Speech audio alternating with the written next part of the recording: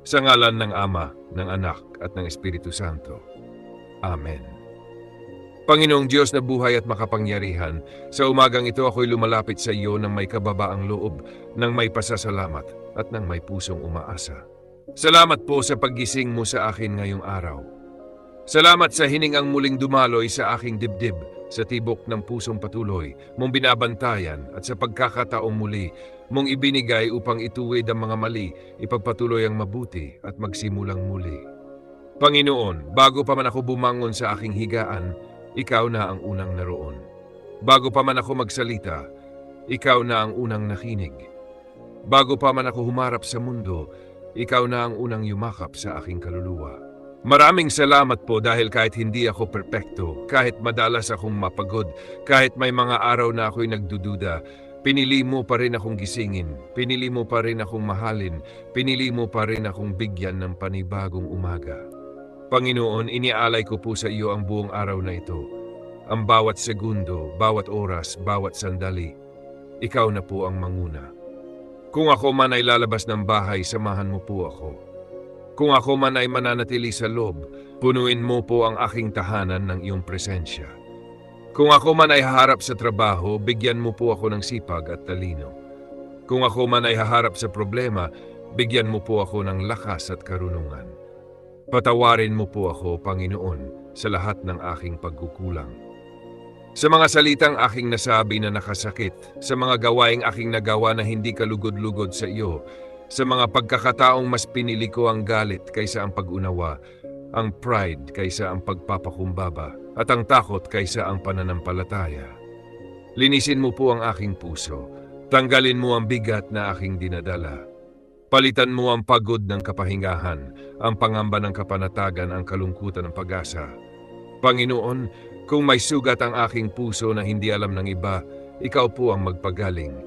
Kung may luha na matagal ko ng kinikimkim, ikaw po ang magpunas. Kung may panalangin akong matagal ng hinihintay, ikaw po ang magbigay ng tamang oras. Inihiling ko po ang iyong banal na proteksyon. Balutin mo po ako ng iyong kapangyarihan. Ilayo mo ako sa aksidente, sa sakit, sa panganib, sa masasamang tao, at sa anumang balak ng kaaway na siray ng aking kapayapaan. Panginoon, bantayan mo ang aking isip. Ilayo mo ito sa masasamang kaisipan. Punuin mo ito ng mabuti, ng tama at ng totoo. Bantayan mo rin ang aking bibig naway maging bukal ng pagpapala, hindi ng panlalait o galit.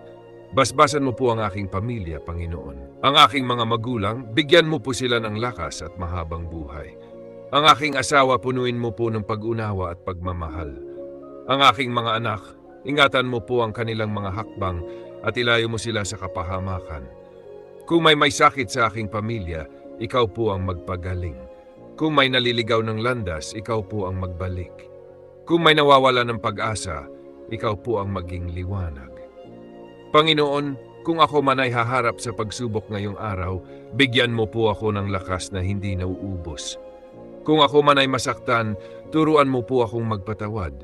Kung ako man ay magtagumpay, turuan mo po akong manatiling mapagpakumbaba. Gawin mo po akong kasangkapan ng iyong pagmamahal. Kung saan may galit, hayaan mong ako ang magdala ng kapayapaan. Kung saan may kalungkutan, hayaan mong ako ang magdala ng pag-asa. Kung saan may dilim, hayaan mong ako ang magdala ng iyong liwanag. Panginoon, sa iyo ko po inihabilin ang aking kinabukasan. Hindi ko man alam ang lahat ng mangyayari, ngunit alam kong hawak mo ang lahat. Ikaw ang aking sandigan kapag ako'y napapagod. Ikaw ang aking lakas kapag ako'y nanghihina. Ikaw ang aking pag-asa kapag ang mundo'y tila gumuguho. Maraming salamat po, Diyos ko, sa pag-ibig na hindi nagbabago, sa awa na laging sapat, at sa biyayang araw-araw mong ibinibigay kahit minsan ay hindi ko napapansin. Sa umagang ito, pinipili kong magtiwala sa iyo, pinipili kong manalig, pinipili kong magpatuloy. Ang lahat ng ito ay aking idinadalangin ng buong puso, ng buong pananampalataya, at ng buong pasasalamat. Sa ngalan ng Ama, ng Anak at ng Espiritu Santo. Amen.